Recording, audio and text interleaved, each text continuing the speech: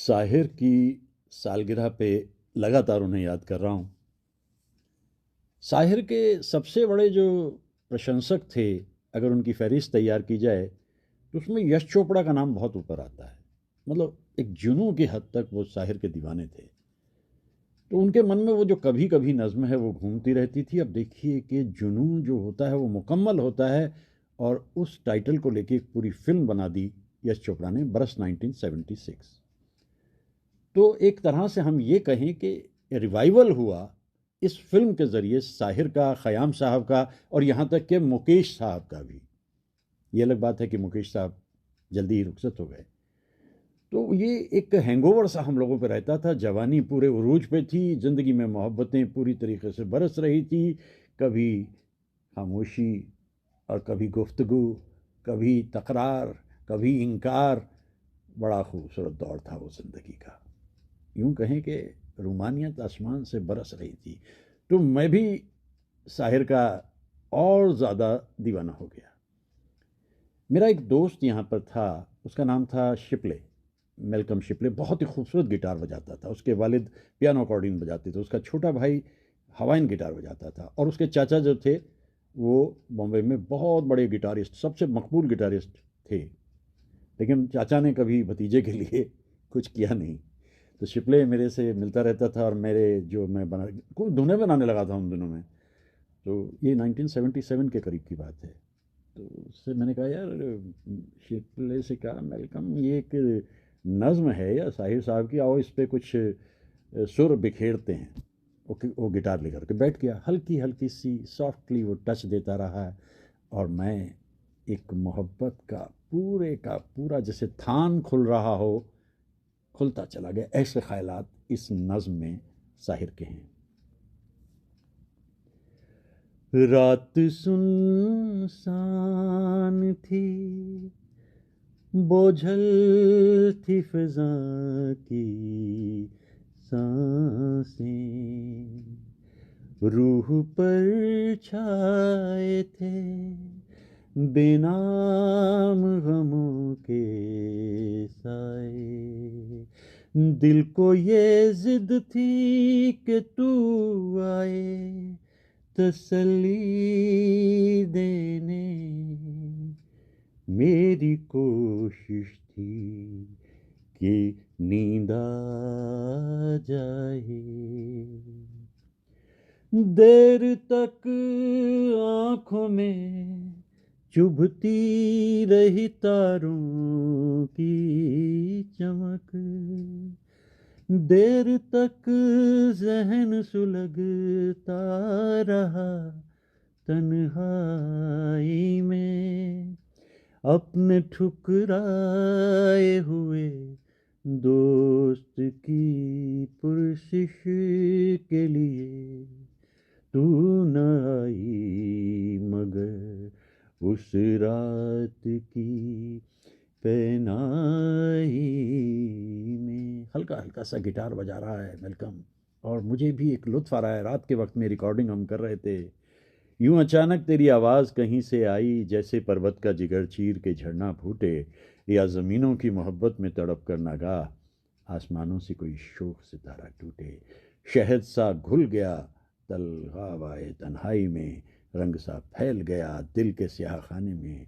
देर तक यूं तेरी मस्ताना सदाएं गूंजी, जिस तरह फूल चटकने लगे वीराने में। तू बहुत दूर किसी अंजुमने नाज में थी, फिर भी महसूस किया मैंने कि तू आई है, और नगमों में छुपा कर मेरे खोए हुए ख्वाब, मेरी रूठी हुई नींदों को मना लाई है। रात की सतह पर उभरे तेरे चेहरे के नुकूश, वही चुपचाप सी आंखें, वही सादा सी नज़र, यही ढलका हुआ आंचल, वही रफ्तार का खम, वही रह रह के लचकता हुआ नाजुक पैकर। तू मेरे पास न थी फिर भी सहर होने तक, तेरा हर सांस मेरे जिस्म को छूकर गुजरा, कतरा कतरा तेरे दीदार की शबनम टपकी, लम्हा लम्हा तेरी खुशबू से मुहत्तर गुजरा। अब यही है तो तुझे अब यही है तुझे मंजूर तो है जाने करार, मैं तेरी राह देखूंगा स्याह रातों में, ढूंढ लेंगी मेरी तरसी हुई नजरें तुझको, नगमा और शेर की उमड़ी हुई बरसातों में। अब तेरा प्यार सताएगा तो मेरी हस्ती, तेरी मस्ती भरी आवाज़ में ढल जाएगी, और ये रूह जो तेरे लिए बेचैन सी है, गीत बनकर तेरे होठों पे मचल जाएगी। तेरे नगमात तेरे हुस्न की ठंडक लेकर मेरे तपते हुए माहौल में आ जाएंगे, चंद घड़ियों के लिए हूँ कि हमेशा के लिए मेरी जागी हुई रातों को सुला जाएंगे, मेरी जागी हुई रातों को सुला जाएंगे।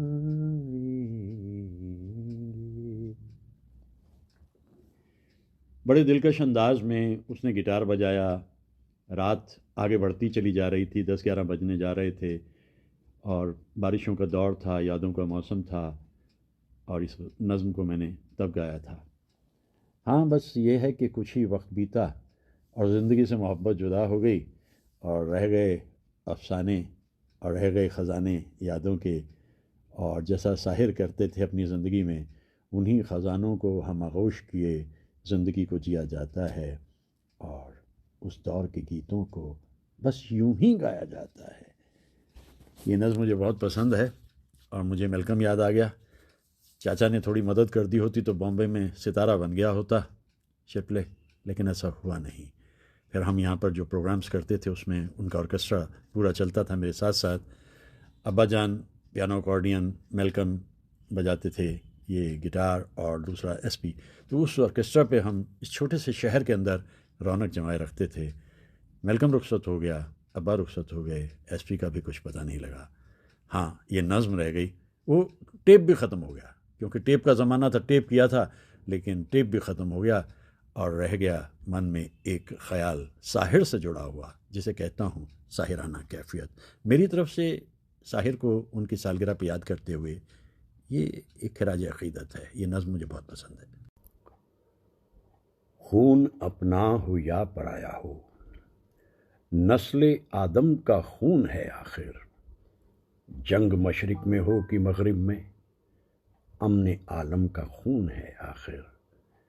बम घरों पर गिरे की सरहद पर, रूह तामीर ज़ख्म खाती हैं, खेत अपने जलें की औरों के, ज़ीस्त फाकों से तिल मिलाती है।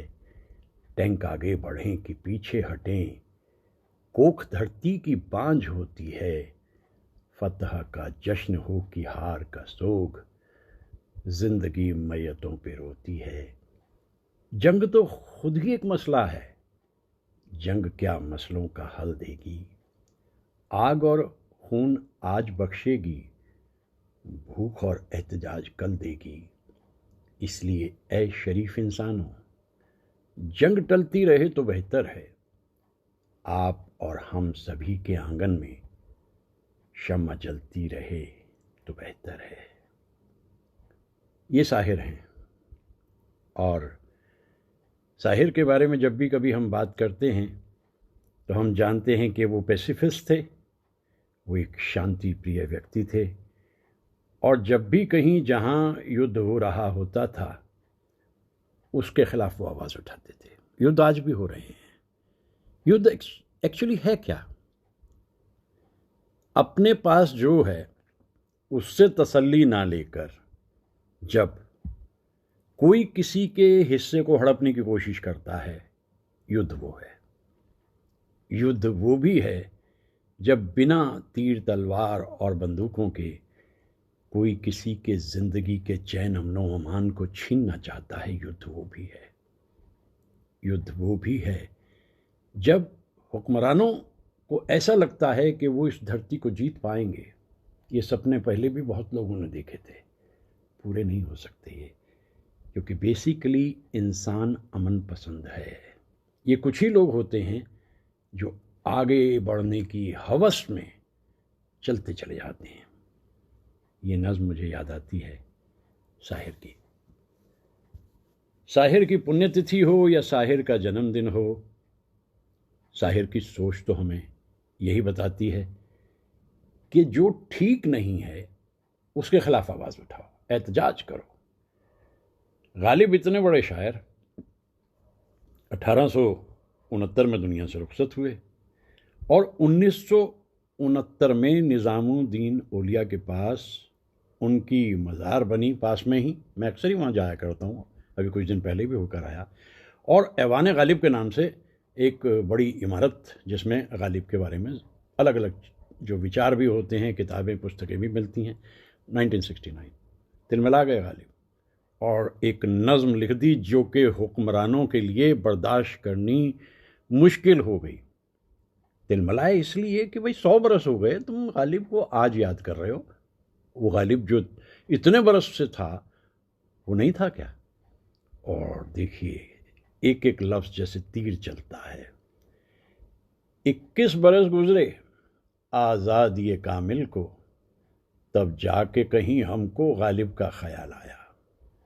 तुरबत है कहाँ उसकी, मस्कन था कहाँ उसका, अब अपने सुखन परवर जहनों में सवाल आया। 100 साल से जो तुरबत चादर को तरसती थी, अब उस पे अकीदत के फूलों की नुमाइश है। उर्दू के ताल्लुक से कुछ भेद नहीं खुलता, ये जश्न ये हंगामा खिदमत है कि साजिश है। जिन शहरों में गूंजी थी गालिब की नवा बरसों, उन शहरों में अब उर्दू बेनामो निशान ठहरी। आज़ादी कामिल का ऐलान हुआ जिस दिन, मातूब ज़ुबां ठहरी, गद्दार ज़ुबां ठहरी। जिस अहद सियासत ने ये जिंदा ज़ुबां कुचली, उस अहद सियासत को मरहूमों का गम क्यों है। गालिब जिसे कहते हैं उर्दू का ही शायर था, उर्दू पर सितम ढाकर गालिब पर करम क्यों है। ये जश्न ये हंगामा दिलचस्प खिलौने हैं, कुछ लोगों की कोशिश है कुछ लोग बहल जाएं, जो वादा फरदा पर अब टल नहीं सकते हैं। मुमकिन है कि कुछ अरसा इस जश्न पे टल जाएं।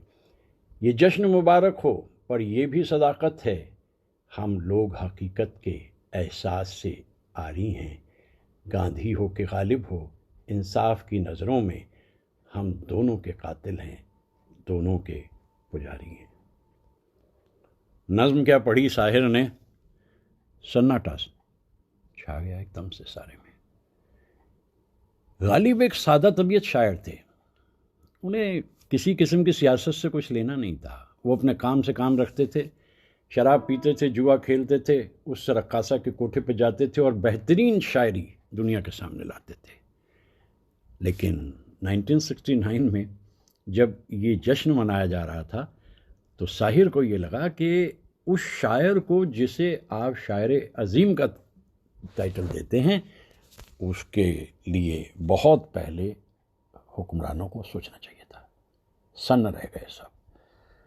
तो मैं साहिर के बारे में यही बातें जो कहता रहता हूँ, उसमें यही सबसे बड़ी बात है कि वो ह्यूमनिस्ट है, वो पेसिफिस्ट है, वो रोमांटिक है, वो रेबल है, और वो ये चाहता है कि दुनिया में चैन अमन अमान रहे। ये जो दूसरों के सामान और जायदाद को जीतने की एक ख्वाहिश इंसान में रहती है, इससे बचा जाए, उन्हें भी जीने। चलते चलते साहिर साहब की नज़्म को सुन लेते हैं जो उन्होंने ताजमहल पे लिखी।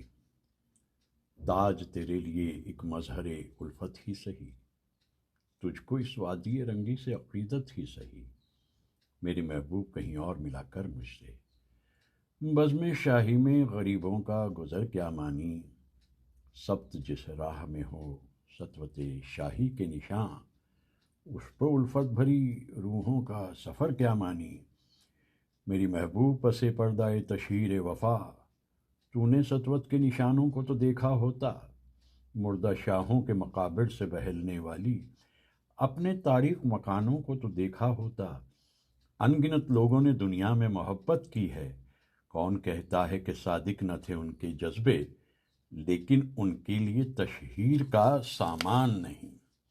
लेकिन उनके लिए तशहीर का सामान नहीं, क्योंकि वो लोग भी अपनी ही तरह मुफलिस थे। ये इमारतें, मकाबिर, ये फसीले, ये हिसार, मुतलकुल हुक्म, शहंशाहों की अज़मत के सुतून, सीनाए दहर के नासूर हैं, कहते नासूर। जज्ब हैं उनमें तेरे और मेरे इजदाद का खून। मेरी महबूब इन्हें भी तो मोहब्बत होगी, जिनकी सन्नाई ने बख्शी है इसे शक्ल जमील। उनके प्यारों के मकाबिर रहे बेनाम व नमूद, आज तक उन पे जलाई न किसी ने कंदील। ये चमनज़ार, ये जमुना का किनारा, ये महल, ये मुनक्कश दर व दीवार, ये महराब, ये ताक, एक शहंशाह ने दौलत का सहारा लेकर हम गरीबों की मोहब्बत का उड़ाया है मजाक। मेरी महबूब कहीं और मिलाकर मुझसे। बड़ी तल्ख है ये नज़्म साहिर की, लेकिन तल्खी वाजिब भी है। 8 मार्च उनकी यौम पैदाइश साहिर साहब की, और कुछ बातें बस यूं ही ताजमहल के बारे में कहने को मन किया सो कहती। फिल्म ताजमहल, बीना रॉय इतनी खूबसूरत, और प्रदीप कुमार, ऐसा लगता था जैसे पूरी हिस्ट्री मुगल उन्होंने पढ़ी है, इसीलिए किरदार उन्होंने बहुत सारे किए। संगीत रोशन साहब का था और गीत थे साहिर साहब के। ऐसा दिलकश गीत बनाया, जो वादा किया वो निभाना पड़ेगा। अब ये गीत इतना मकबूल हुआ चारों तरफ कि सी रामचंद्र, जो उस ज़माने के इतने बड़े संगीतकार थे, कामयाब संगीतकार थे, उन्होंने कहा, अरे रोशन तूने तो मेरी नींद उड़ा दी भाई, क्या गाना बनाया है, जो वादा किया वो निभाना पड़ेगा, पाँव छू लेने दो। इतने खूबसूरत रोमांटिक गीत साहिर ने लिखे। लेकिन साहिर जो दिखते हैं उससे ज़्यादा कहीं उनके अंतर में एक कोलाहल है। और जैसे युद्ध, ताजमहल है तो जाहिर है कि वहाँ शाहजहाँ है, शाहजहाँ है तो वहाँ युद्ध है, और आखिर साहिर ने इस बात को जाहिर कर दिया, मुझे कुछ कहना है, युद्ध के खिलाफ कुछ कहना है। और रोशन साहब ने धुन बना दी, गीत बन के तैयार हुआ। खुदाए बरतर तेरी ज़मीं पर, ज़मीं की खातिर ये जंग क्यों है, हर एक फतह ज़फ़र के दामन में खून इंसान का रंग क्यों है। खुदाए बरतर, ज़मीं भी तेरी है, हम भी तेरे, ये मिल्कियत का सवाल क्या है, ये कत्लो खून का रिवाज क्यों है, ये रस्म जंगो जदाल क्या है, जिन्हें तलब है जहान भर की, उन्हीं का दिल इतना तंग क्यों है। खुदाए बरतर, गरीब माओ शरीफ बहनों को अमन व इज्जत की जिंदगी दे, जिन्हें अता की है तूने ताकत, उन्हें हिदायत की रोशनी दे। सिरों में किब्रो गुरूर क्यों है, दिलों के शीशे पे जंग क्यों है।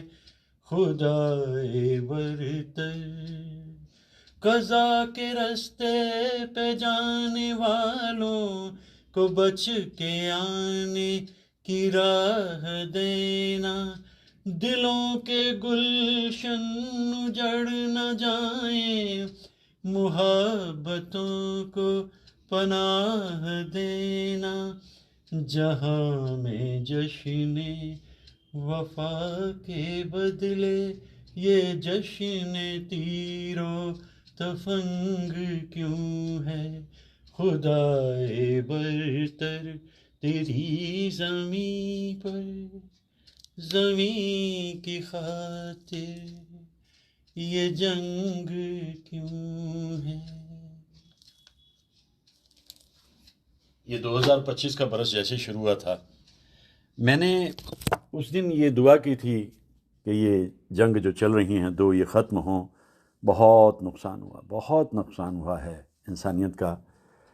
एक जंग लगभग रुकने की तैयारी पे आ भी गई थी, इज़राइल और गाज़ा की, ये जो हमस के साथ, लेकिन फिर वहाँ कुछ बगुले उड़ने लगे हैं और चिंगारियाँ भड़कने लगी हैं। ये बड़ा अफसोस की बात है। और दूसरी जंग यूक्रेन और रूस के बीच, इतनी ख़तरनाक जंग। और हैरत इस बात की है कि इन जंगों में मरने वालों की तरफ ज़्यादा ध्यान ना दे करके जो रंग इनको दिए जा रहे हैं वो बड़े खौफनाक और ख़तरनाक हैं। इंसान को धरती पे चैन, अमन व अमान फैलाने के लिए भेजा गया था। ये तो नहीं सोचा था कि इस तरह के शोले भड़कते रहेंगे। तो साहिर एक ऐसे इंसान हैं जो युद्ध के बहुत खिलाफ हैं, क्योंकि वो कहते हैं युद्ध है क्या, एक्सपेंशनिज्म। कोई किसी पे अधिकार करना चाहता है तभी युद्ध शुरू होता है। अब ये तो तय हो नहीं पाता कि युद्ध किसने शुरू किया था, ये तो कोई बता नहीं पाता, लेकिन जानते सब हैं कहाँ से कौन सी चिंगारी पहले भड़की, बोलता कोई भी नहीं है। ये जो गीत लता जी ने गाया ना, ये हृदय विदारक है, ये दिल को हिला देने वाला, हार्ट रेंचिंग एक सॉन्ग है और एक सबक है इंसानियत के लिए। छोड़ दो ये सारे सिलसिले, इनसे कुछ हासिल नहीं हो। युद्ध में जीतता कोई भी नहीं है, जो विक्ट्री है वो सिर्फ साइकोलॉजिकल है। हारते सभी हैं, नुकसान सभी का होता है। मरते हैं बच्चे, बेवा हो जाती हैं औरतें, माँओं के पुत्र ख़त्म हो जाते हैं, जाते हैं लड़ने के लिए सिर्फ एक इशारे की तरफ देखते हुए। हुक्मरान ने इशारा किया और फौजें चल पड़ी। साहिर कितना गहरा इंसान है। साहिर की जो खराशें बचपन की हैं, जो नाकामियां जवानी की हैं, और उसके बाद में जो दुनिया में उसने देखा है, भाई मैं तो सचमुच साहिर पे इन दिनों इतना कुछ कह चुका हूँ। और वो वीडियोस जो मैंने बनाए हैं वो मेरे दिल से उपजे वीडियोस हैं। वैसे तो मैं सभी जो सृजन करता हूँ वो दिल से ही उपजता है। और वो 52 मिनट्स का जो मेरा सिलसिला मैंने बनाया है 2 वीडियोस में, साहिर को याद करते 8 मार्च पे, वो बनाकर मुझे बड़ी तसल्ली मिली। अब एक बात जो बहुत पहले समझ आ गई थी कि आपकी अपनी सृजन पे अगर तसल्ली है तो है। आप मत सोचिए कि उसने किसको देखा, किसी ने नहीं देखा, ये हुआ वो हुआ, नहीं, कोई फ़र्क नहीं पड़ता। आपने अपना काम कर दिया। साहिर पे जितना कुछ कहा जाना चाहिए था आज के दिन, मुझे कहीं से वो आवाज़ें आ नहीं रही हैं। वो गहराई या फिर वो ऊंचाई जो साहिर की है वो कहीं दिखाई नहीं दे रही है कि कोई लोग उन्हें उस रूप में याद करते हो। सब भागे जा रहे हैं, सब भागे जा रहे हैं। पीछे एक स्कूल में बोलते हुए, अपनी बात कहते हुए मैंने कहा था, it's a rat race, we must be aware of it and everybody is becoming part of it. This rat race will take you nowhere. Even if you finish first, you remain a rat, you don't become a lion. इस बात को समझे जाने की ज़रूरत है कि इस रैट रेस से अलग होकर जो अपने अंदर हुनर दे के भेजता है खुदा, भगवान ने हर इंसान को कुछ ना कुछ दिया है, अगर वो उसको समझे तो मेरा जो हुनर बचपन से था फिल्मों से जुड़ा हुआ, वो मैं आजकल परोस रहा हूँ अपने साथियों को। और कोई भी वक्त ऐसा आता है तो मैं अपनी बात कहता हूँ। और साहिर तो मेरे मन के बहुत करीब है। हुए हैं ज़ौक़ मीर और गालिब, हम तो भैया हैं साहिर के तालिब। जितने रंग साहिर में हैं, जितने मौजू उन्वान पे साहिर लिखते हैं, उतना तो किसी ने नहीं लिखा। मुख्तलिफ, इधर रोमांस है, उधर एहतजाज है, इधर आबशार है, और उधर शोले हैं, इधर युद्ध है, यहाँ चैन है, और कितना रोमांटिक भी है ना साहिर। मैं फूल टाँक रहा हूँ तुम्हारे जोड़े में, तुम्हारी आँख मुसर्रत से झुकती जाती है। न जाने आज मैं क्या बात कहने वाला हूँ, ज़बान खुश्क है, आवाज़ रुकती जाती है। मेरे गले में तुम्हारी गुदाज बाहें हैं, तुम्हारे होंठों पे मेरे लबों के साए हैं। तुम्हें यकीन कि हम तुम कभी ना बिछड़ेंगे, मुझे गुमान कि हम मिल के भी पराए हैं। साहिर का रोमांस एक खौफ के साए में चलता है। वो जानते हैं कि अलहदगी होगी और अलहदगी बार बार हुई। तभी उन मोहतरमा के जिनके लिए लिखा था उन्होंने कि तुम एक बार मोहब्बत का इम्तिहान तो लो। अब ये साहिर बाद में जब पता लगा कि अलहदगी हो चुकी है, एक बार किसी महफिल में मिल गए, चलो एक बार फिर से अजनबी बन जाए हम दोनों। मुझे बड़ा अफसोस है कि उन दिनों बी आर चोपड़ा की रफ़ी साहब से कुछ रंजिशें चल रही थी, इसलिए रवि साहब ने जो धुनें रफ़ी साहब के लिए बनाई थी वो महेंद्र कपूर ने गाई। महेंद्र कपूर अच्छे सिंगर थे, लेकिन आप जानते हैं कि सिंगर तो न जाने कितने सारे होते हैं, लेकिन मोहम्मद रफ़ी तो एक ही है ना। मोहम्मद रफ़ी तो एक ही हैं। अगर ये गुमराह के गाने सारे मोहम्मद रफ़ी साहब ने गा दिए होते, यकीन मानिए एक ऐसा ख़जाना हमको मिल जाता जिसे हम कभी भुला नहीं पाते। खैर महेंद्र कपूर ने भी बने ढंग से बहुत अच्छा गाए, लेकिन आप जानते हैं ना कि एक लिमिट होती है ना किसी भी चीज़ की, और रफ़ी साहब का जो टैलेंट है वो तो लिमिटलेस है। तो खैर रफ़ी साहब को याद करता हूँ। और रवि साहब बड़ी सादी सी धुनें बना देते थे इनके लिए, साहिर के लिए, और बहुत अच्छी दोस्ती इन लोगों के बीच में आपस में थी। इतना कुछ कह लिया है साहिर के बारे में, फिर भी यूँ लगता है जैसे अभी एक समंदर है और उसमें से छलकता रहेगा बूंद पर बूंद एक ऐसा ख्याल जो साहिर के लिए मेरे मन में अक्सर आता रहता है। होली भी छिन गई है, बेंचें भी छिन गई हैं, सड़कों पे घूमता है अब कारवां हमारा। छीनो अरब हमारा, हिंदुस्तान हमारा, रहने को घर नहीं है सारा जहां हमारा। हा हा हा हा हा हा, ला रा रा रा रा रा रा, हा हा हा हा हा हा हा। दरअसल जो माशरा है, कॉमन मैन है, उसकी ज़िंदगी को साहिर बहुत अच्छी तरह समझते थे, और इसीलिए झोंपड़ियों में रहने वाले ये इंसान साहिर के मन के करीब रहते थे। और ये गीत भी जो है साहिर का, ये दर्शाता है कि एक बड़ा हिस्सा दुनिया का मुफलिसी में जीता है, और सरमायादार जिस रूप में अपनी ज़िंदगी को जीता है ये बिल्कुल उसके मुखालिफ है। ये कुदरत का न जाने कौन सा एक तरीक़ा है कि जिसे दिया बहुत दिया और जिससे छीन लिया उससे सब छीन लिया। ये गीत मुझे बहुत पसंद है, हिंदुस्तान हमारा, रहने को घर नहीं है, लेकिन ये 1960 का गीत है। ये गीत आज के उस पर इतना रेलिवेंट नहीं है क्योंकि अब हिंदुस्तान की शक्ल काफ़ी बदली हुई है, लेकिन इन झोपड़ियों को देखकर मैं सोचता हूँ अभी भी एक हिस्सा ऐसा है जिसे और ज़्यादा की ज़रूरत तो है।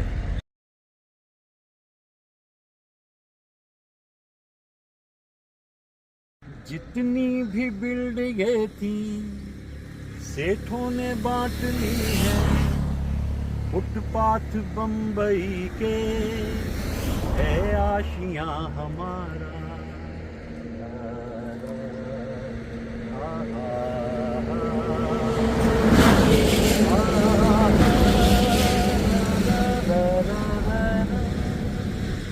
सोने को हम कलंदर जाते हैं बोरी बंदर, हर एक कुली वहाँ का है पासबां हमारा।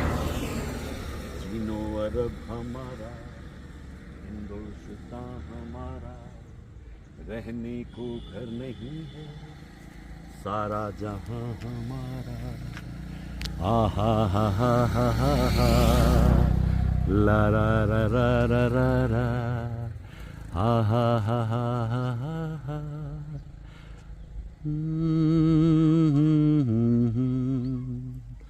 ला रा रा रा रा रा। और राज कपूर तसल्ली ले बैठे इस फिल्म से कि भाई वाकई साहिर का कोई मुकाबला नहीं, और ख़याम साहब भी प्रसन्न हो गए कि चलिए आगे फिर देख करके कहीं ना कहीं साहिर साहब के साथ काम करेंगे।